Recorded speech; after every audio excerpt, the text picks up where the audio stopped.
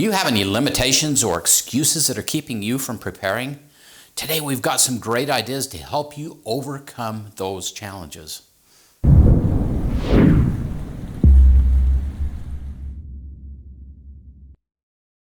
Hey, Provident Preppers, I'm Jonathan. And I'm Kylene. Life is full of challenges, limitations, and excuses. Are you prepared to thrive despite the lack of health, time, space, money, energy, and experience? Well, today we have invited Karen Morris back with us, who has some incredible tips about overcoming these obstacles. Yes, Karen, thank you for joining us again. And what motivated you to write this book? This is kind of maybe a little bit unique, but a very important topic. I've discovered in my life that I can look at what's going on in one of two ways. I can either look at it as something that's holding me back, or I can look at it as something that I can learn from. As I talk to a lot of other preppers out there, oftentimes I will hear, "Oh, I'd love to do that, but I don't have money. Oh, I'd love to do that, but I don't have the time. Oh, I'd love to do that, but our house is too small. I couldn't get enough food in my house to feed my family for a month. Our house is too small." So I hear all of these reasons, sometimes excuses, but they really do believe them. So in their mind, they're reasons why they can't do these things. I think that if we can just learn to look at things a little bit differently, if we can adjust our perception that there's so much that we could do that we aren't doing. I really want to help people get past that because I've seen it in my own heart and in my own life. And that's kind of where adaptive prepping came from. And I think part of our job, your job and our job, is to take away excuses. And that is such an important part because we can all find lots of reasons why we shouldn't do it. What we need to do is find the way to get past that and do it anyway. This is Karen's book, Adaptive Prepping, and we are super excited to hear what she has to teach us so that we can rise above our limitations and prepare for anything. As we jump into this today, I was trying to decide what the best way would be to help the most amount of people in the least amount of time. So what I want to do is we're going to start by talking about principles of limitations and how they affect us and how we can maybe adjust the way we think about them. Adaptive prepping goes into 8 different areas that all of us face limitations one way or the other. But instead of doing a little bit in every area, I thought I would choose 2 that most people struggle with, and we would dive into those 2 areas more deeply. And then if you want to go through the other areas, they are all in the book as well. Let's jump in and let's talk a little bit about those principles of limitations, because there are some general principles that will help us as we go throughout our discussion. First of all, everybody has both skills and limitations. Okay, no matter who you are, you've got both. Now, some people's may be more evident than others. You go see somebody, a musician in concert, their skills are amazing, but I guarantee you, they also have limitations that you may not be seeing. And I think in our social media age, it's very easy to look at somebody online and go, "Oh, they have all of these skills. They must be absolutely amazing." And then to look at our own lives and go, "I don't have anything like that. I just must not be capable of what they're capable of." And that's not the way life is. All of us have skills. All of us have limitations. And if we can recognize that, then we can say, "Hey, I might be limited, but so are they. And so how can I find a way forward?" Like, for example, my oldest daughter is the shortest one in our family. So she is 5'4". And, Jordan she just has this ability that you tell her, if anybody would ever tell her she couldn't do something, her mindset is, "Watch me." And it's absolutely amazing. I love it. See how Wait, you don't love that in me? Yes, I do, actually. Anyway, sorry to interrupt, but I love that attitude. It's fabulous. And like when she was about 5 or 6 years old, somebody told her that she would never play chess, that she just wasn't able to play chess. I'll tell you what, that girl not only learned how to play chess, but she went all the way. Now we're homeschooled, right? So she went all the way in this public school senior high chess tournament, and she took 3rd place in the whole Central Illinois senior high chess tournament. And that girl took 3rd place. It's always, I love that attitude of, I can do it. She will always find a way to do it. And that's the kind of attitude that we should have. You know what? I might not be as good as so and so, but man, I can do more than I'm doing now, and I'm going to find a way to do it. And I love that about Jordan. It warms my heart. But we also have to realize, on the other hand, Jordan has some physical limitations that others may not have. She has asthma, and so she has issues with that. And so it might be easy to go to the chest. Oh my goodness, she's amazing. I could never do that. But at the same time, Jordan has other things that she has to work through. And we have to be able to acknowledge both sides of that. So that's the first principle, is that everyone has both skills and limitations. Some skills and limitations are just more obvious than others. Secondly, limitations aren't necessarily constant. There's a family in the church that we're attending, and we were over talking with them one day at lunch. And they were telling us about how he had gotten very sick. And when he had gotten sick, he had gone through all of these other health problems. So it's like the first one kind of dominoed everything down. And one of the things that he was struggling with was he had to use a CPAP. And it was so bad that even if he took a nap, he had to use his CPAP machine, or else he would wake up gasping for air. Through time, through different things that they did to help him heal, he's gotten to the point where he doesn't have to use his CPAP anymore when he takes a nap, and he's almost to the point where he doesn't have to use his CPAP at night. So I want you to realize that just because you have a limitation now doesn't mean you're necessarily going to have that same limitation in a year, if that's something that you're really working on and working towards. So let that be an encouragement to you that limitations can change. The third principle of limitations is we can either allow our limitations to stop us, or we can allow our limitations to motivate us. Kind of like my daughter. It's like, if you put a limitation on her, no, that's not going to stop her. That is going to spur her forward. So we can be the same way. No matter what that limitation is, we can decide that it is going to keep us from making progress, or we can look for ways to make progress in the midst of that struggle. And then the fourth principle of limitations is that we need to be realistic about the things that we can change and the things we can't change.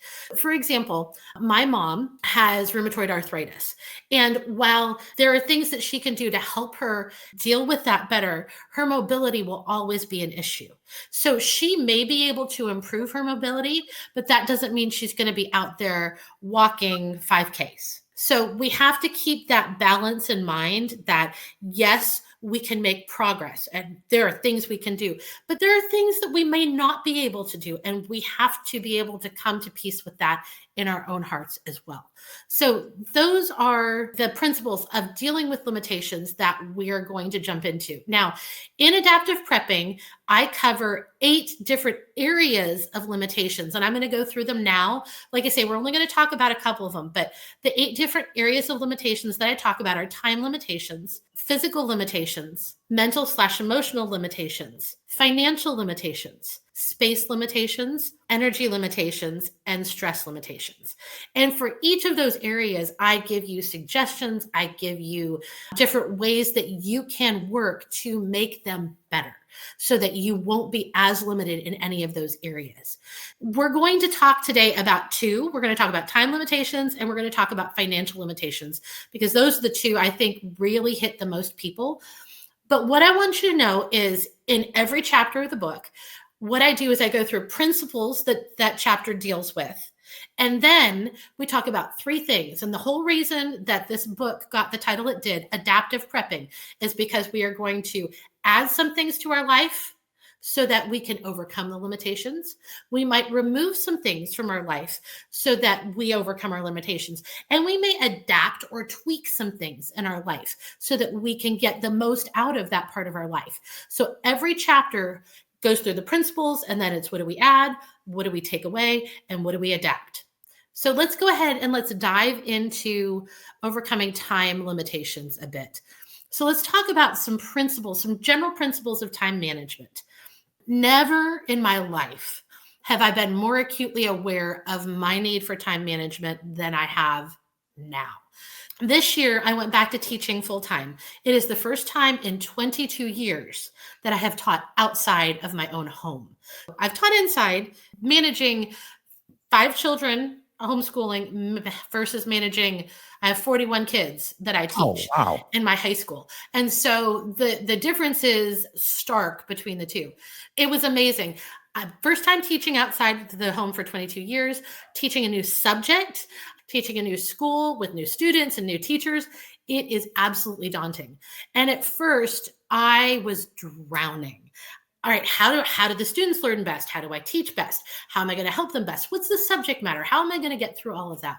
The more I taught that first semester, I felt like I'd start to get my feet under me. And then I'd hear, oh, once I've mastered something, I would hear, oh, you didn't know that you also had to do XYZ. Yeah, sorry, we should have told you. And, I love the people that I work with. They're absolutely amazing, but they don't have new teachers often.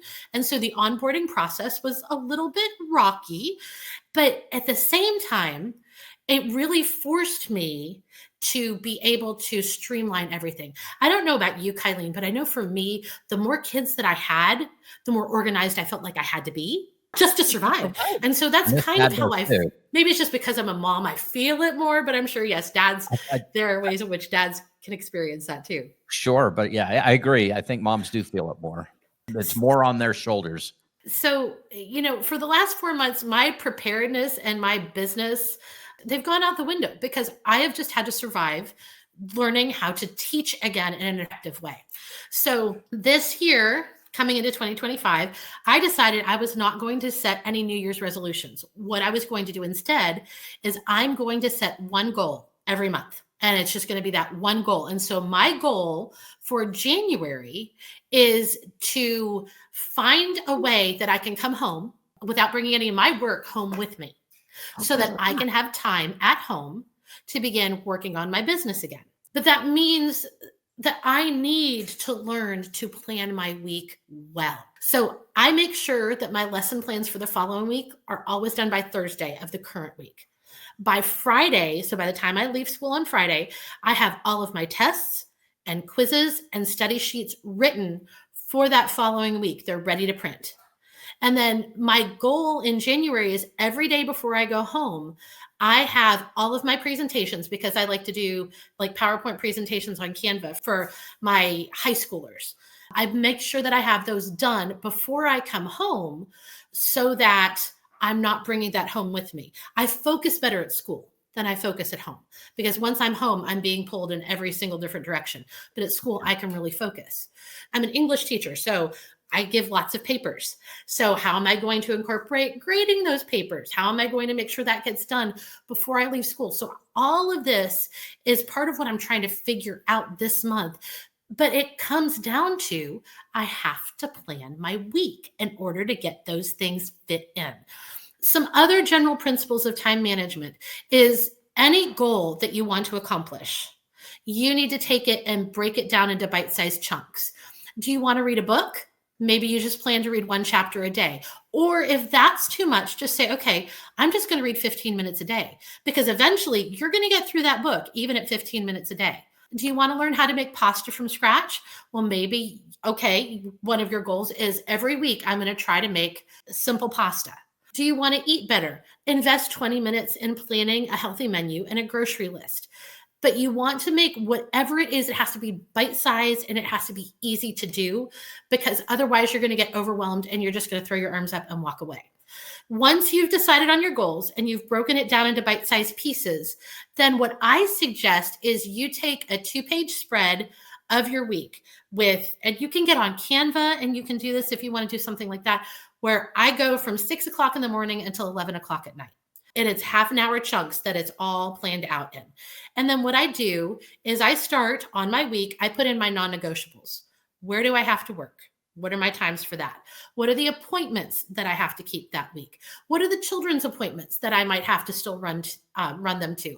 Then after I fill in those, then I fill in my weekly activities like church, grocery shopping, Bible study. If you go to the gym, you want to fill that in, make sure that you've put that on there.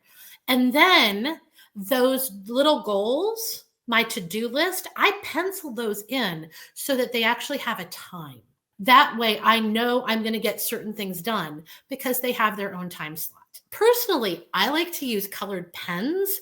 That way I can make sure that my life is as balanced as possible So, yes, I'm going to have a whole lot for me right now. I have a whole lot of work time. But then, what about my family time, my ministry, my preparedness, my fun time? How does that all fit together?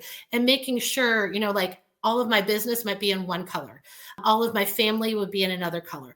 All of my personal appointments would be in another color. My ministry would be in another color. And that way it gives me visually a way to make sure that it's all balancing out. And if I see too much purple, then I know I need to cut that back. And if I don't see enough pink, which is family, then I know I need to add some more things in there. So making sure that I'm trying to keep that balance, even in the midst of working outside the home and making sure my family is taken care of and these other things that I need to do. I actually use that calendar and it really helps me. I think the hardest part of it is when you plan.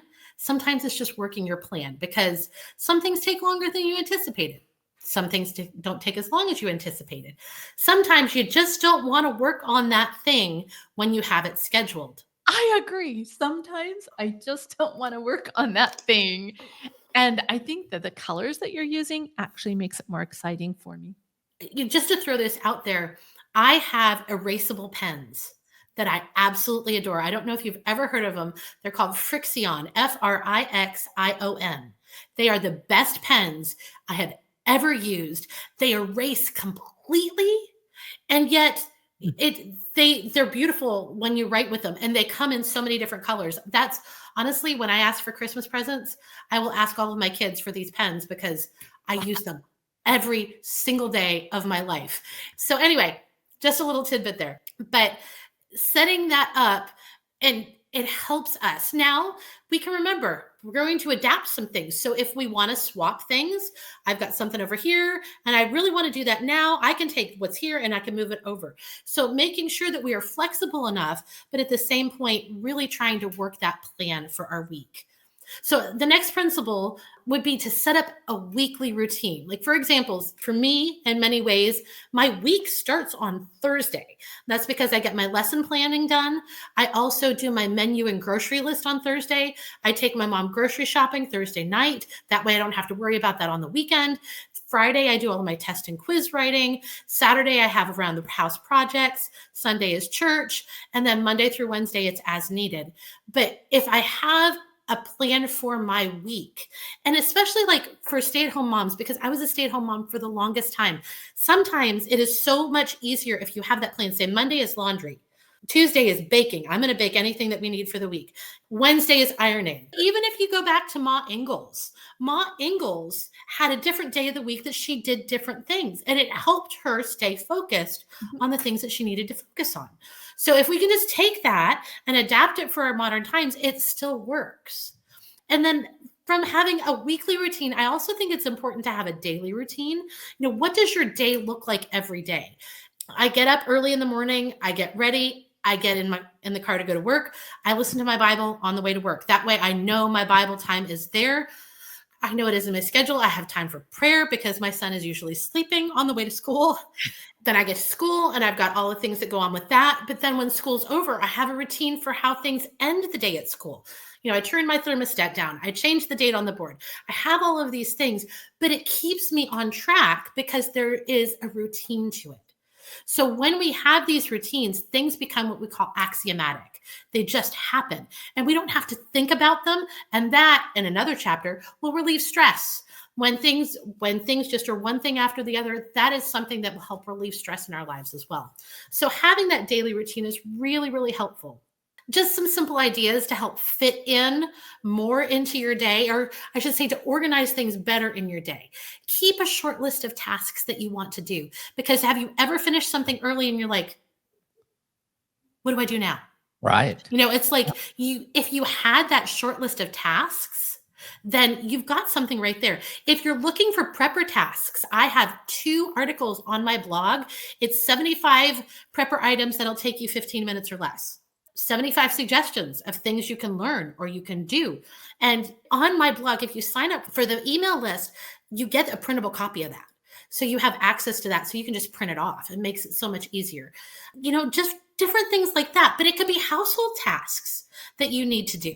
What's the next thing that you wanted to clean out in your garage? Having that list, you don't have to think. You go, look, oh, this needs to be done and I have enough time to do it. Let's go check that off my list. Makes it easier. So keep that short list of tasks. Something else that really I find helpful sometimes is multitasking. So like if I am working out in the garage, I keep earbuds in and I'll listen to an audiobook. That might be a fun audiobook. It doesn't have to be, oh, here's my next prepper book that I'm getting into. Sometimes that's great, but we also have to give ourselves the downtime that we're not stressing ourselves out needlessly because we're always trying to learn more, to do more, to be more. Sometimes we just need to take a breath. For me personally, I like to listen through different types of books. Kind of first I'll listen to a prepper book, and then I might listen to a business book, and then I'm going to listen to a fun book. Then I might listen to another fun book before I come back to a prepper book.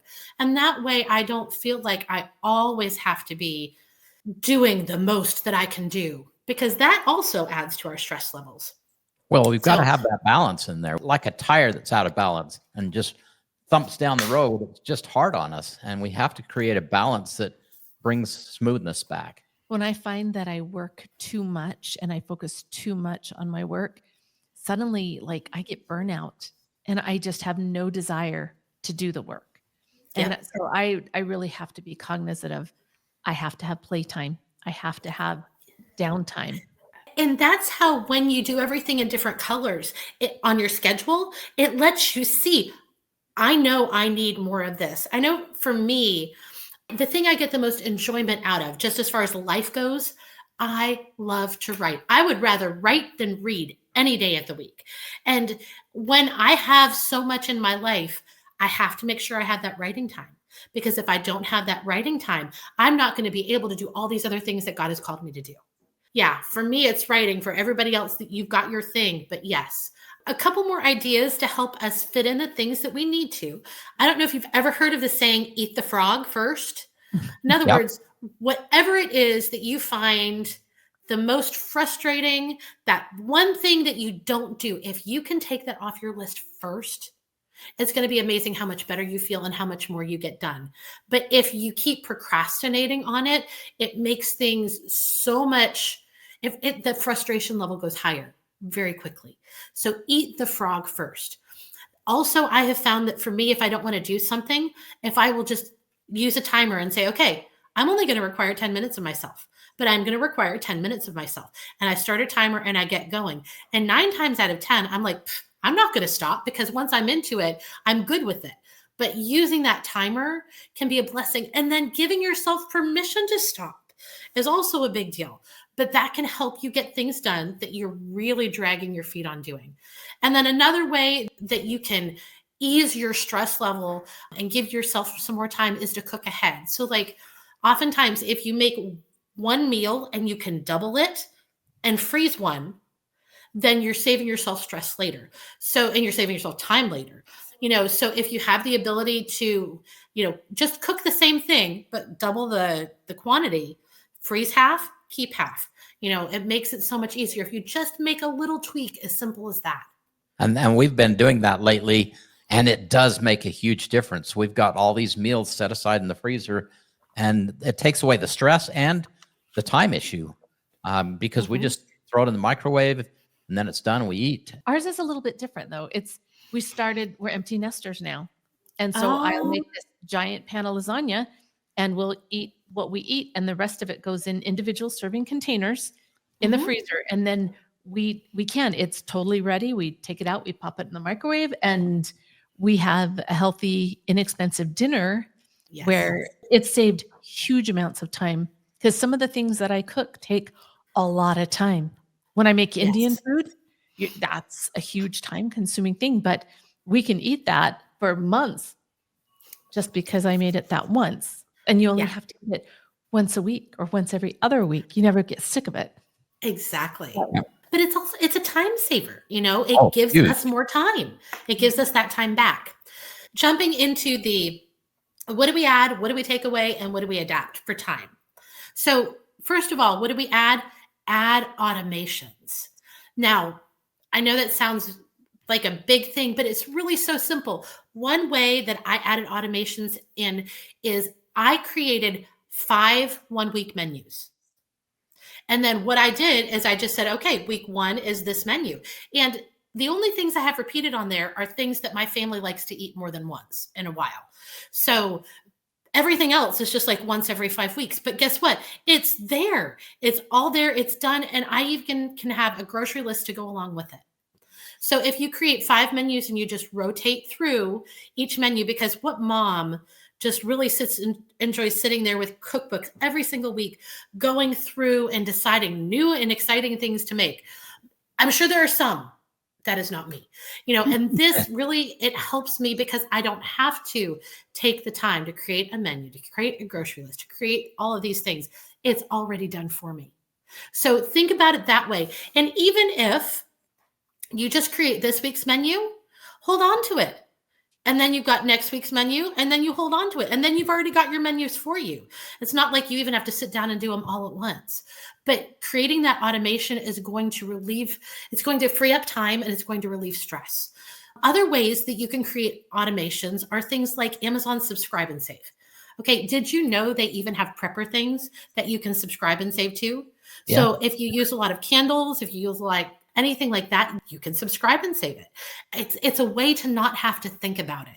I know it's coming, and then it takes me about, I would say, 5 minutes a month to go through and say, yes, I need. No, I don't. Yes, I need. Oh, yeah, keep this one. Oh, no, I've got so much of this.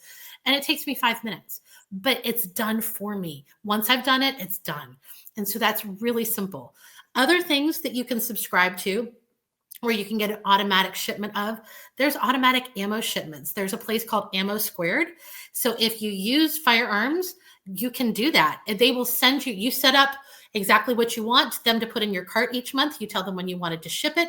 You can even use it as a savings account by purchasing ammo, and they will hold it for you. Other things that you can do this with are things like essential oils. If you use essential oils often, we used to have a monthly subscription. Now I just order them when I need them, but we keep the oils on hand. When we all got sick last week and the week before, I had the things on hand that we needed in order to get us through that. So having that is another blessing. Azure Standard, there's a monthly there that you can easily go through and say, okay, these are the things. And you can create a favorites list. And then literally 5 minutes, you can just go click it and they will ship it to you to your drop point. And then something like Thrive Life. I don't know if you all use Thrive Life. It's a lot of freeze-dried foods and that. Well, you guys have a freeze dryer too. Yeah. But, for those who don't, and they want some freeze-dried foods, you don't even have to think about it. You just go in, you tell them what you want, and they can even populate it for you. So different things that we can do that we can automate. So we add automation. We also need to add fun activities. And just like we were talking about, Kylene, just having that joy in our life from those things that bring us joy allows us to be able to focus on the other things that we've been called to do. Having those activities is just a really important thing that we need to add in. So we add things. What do we take away? We're going to take away some chronic time wasters. And in the book, there's a whole list of them. But let's just hit on a couple. One is video entertainment. It can be awesome. And there are times we need the downtime. So let me preface all of this by saying these things can be time wasters. But one of the things when I was going through a really stressful period in my life, one of the things that I learned is it's not just about the physical time. It is also about what brain space do I have at that moment.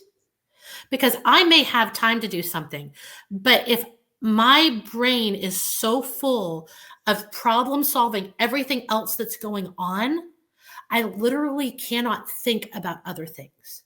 Yep. So if you are in that place, give yourself some grace and realize at that moment, it may not be a time waster for you. And that's okay. You just have to be able to learn to identify, when am I using this as a time waster? And when do I need this for my mental health? Giving that caveat, video entertainment can be time wasters. It really can be. Another really big time waster can be social media and emails. I know I mentioned Boomerang on the last time we were talking about Mom on the Run. But one of the other things that you get with Boomerang, besides them sending your emails back to you so they don't sit in your inbox, you get an inbox pause.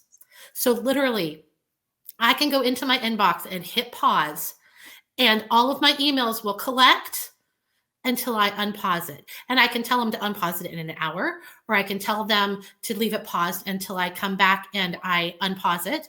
But that way, I'm working on a project and I don't have to worry about all the things that are coming into my inbox because I can focus now.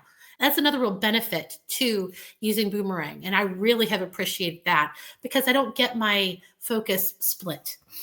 I'll get 50 to 100 emails a day, I right? know. And they all like are demanding your attention. And then there's answering comments, and you've got to like plug it into this box and then walk away from it. Because if I were to do it all, it would never get done. And if you can find tools like that that help you, all the better. That's part of what this is all about, is helping you have the tools to do the things that you need to do. So, again, just be careful with browsing the internet and video games. Again, you may need that, but ask yourself, do I really need that? Or am I using this to procrastinate doing the things that I really do need to be doing? Make sure that you're removing those chronic time wasters as you can. And then what do we adapt? So let's talk about, we need to adapt the way we think about our cell phones. They are such a blessing, but they can be such a black hole. If you are looking for something to help you manage your cell phone time, there is an app called Flipped, and it's Flipd. Now, Flipped will allow you to tell your cell phone when you can use it, when you can't use it, or you can ask it to help you see how you are using your phone. But the really neat thing about Flipped is when you turn it off and like you turn the app on and say, okay, 2 hours, I don't get to use my phone for, and you tell it the categories, it won't let you. There are not ways to get around it. It's going to pretty much lock you out until you told it to. So having something like that may be really helpful. We also want to change the way that we think about how we load our calendar. For the majority of my life, I have been an extrovert, but the last few years have been really hard on me to the point where I struggle with being around lots of people for around lots of time. It's interesting because I go to school every day and I'm around 41 kids throughout the course of my day, plus teachers, plus other things, and so when I come home, it's harder for me to make myself want to go out. And I've learned that if I give myself, besides, like I have church, other things like that I do, but besides that, I give myself one day a week where things that are not normally in my schedule, somebody invites me out to do this, or somebody invites us to do this, or there's a big church event that we don't normally have. I give myself one a week, and then I give myself grace to say, I'm going to stay home the rest of the time, because I need the time by myself to be able to function well when I'm not by myself. And I used to look at that as really selfish, but now I see that time at home allows me to invest in others even more when I'm there. Because if I'm out, I can't be there as present in the moment if my brain is so taken in by everything else going on. Everybody's calendar is going to fill up at different levels and at different times. And we need to go ahead and give ourselves grace for where we are to know how full my calendar can be. And I still function well when I'm out, when I'm at home, and when I'm doing the things that I need to do. Another thing that we need to adapt is we need to stop procrastinating where we can. Being at work, it's hard for me to get phone calls done. Can I? Yes, but it's hard. You never know who's going to walk into the classroom and is going to need you and anything else. So I've been putting off getting like these 3 phone calls done. Yesterday, finally, I had some time. I sat down and it only took me like 45 minutes to get these 3 phone calls done. Doggone it. If I would have just done it earlier, it would have been so much easier, but no. And it sits in my inbox gnawing at me because I won't get rid of it until it's done. Stop procrastinating and eat that frog. And then another thing that we can adapt to help us with time management is updating our household organization. With us having moved recently, I still get, where is that? I don't know. When we all came down sick and my daughter was supposed to have been given a prescription for a Z-Pak, it was supposed to be called in and it wasn't called in. And I knew that there was a Z-Pak that we had started that the doctor ended up changing us to a different medicine at some point. And I always keep those types of things. Doggone it. I don't know where in the world that thing is yet. literally, we pulled into Florida on Friday, and by Monday, I was at work. So I didn't have the time to go through the house and organize everything like I usually do. So, but having that updated household organization, which is one of my goals for this summer, that makes a difference, because then you're not running all around the house going, where is this? Yes. And it saves you time. Yeah, it saves us time when everything has a place, because often things get stuck places because they don't have a place. But when we're organized and things have a place, then you know where it's at. And if you Absolutely. don't know where it is, if you can't find it, it's worse than not having it. Yeah. Because you think you're False covered sense and of you're security. not. So Exactly. the organization piece is super critical. Yes, it absolutely is. I'm finding that we've gotten through so much, but I didn't get to keep my promise in going through that second section on financial limitations. So what we're going to do is we're going to go ahead and stop this today. And then I will talk with Jonathan Kylene about coming back and getting to really dig into the financial limitations with you as well, because there's so much there that I think can help so many people. I think that's a good idea, and we will look forward to that. Thank you for being with us today. This has been really beneficial, and I think it will be for our audience. And so John and I are going to work on this week. Yes, we are. And we will look forward to maybe several of these in the future, talking about, because these things are super important to find out, how to get rid of these excuses and really make progress. So thank you again for being with us. Please tell our audience where they can find you and get a copy of your book. Absolutely. So you can find me at areyoupreparedmama.com. That's AREYOU preparedmama.com. And you can find all of my books that I have written on Amazon. You can go search Karen Morris and preparedness, or you can search any of my books by name. We have Adaptive Prepping, we have Mom on the Run, and we have A Year Without the Grocery Store and its companion workbook. This is awesome. Thank you again. And now for our audience, the question of the day. What is your biggest limitation that you need to overcome and rise above when it comes to prepping? Or what limitations have you overcome successfully? Tell us your story. And thanks for being part of the solution.